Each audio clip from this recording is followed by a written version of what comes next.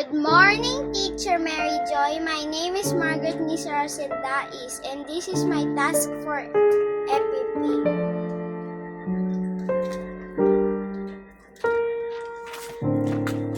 Number 1, boot up. Buksan ang computer sa tamang paraan.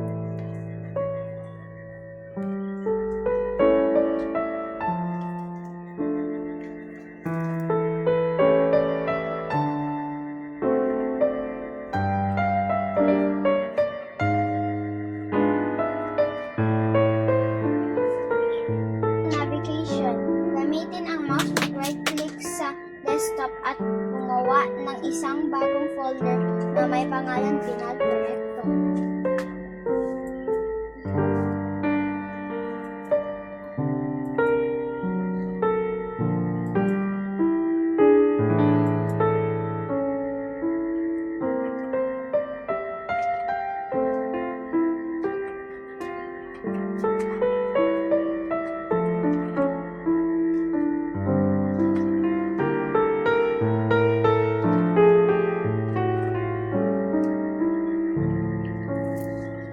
Number 3, keyboarding. Buksan ang notepad at i-type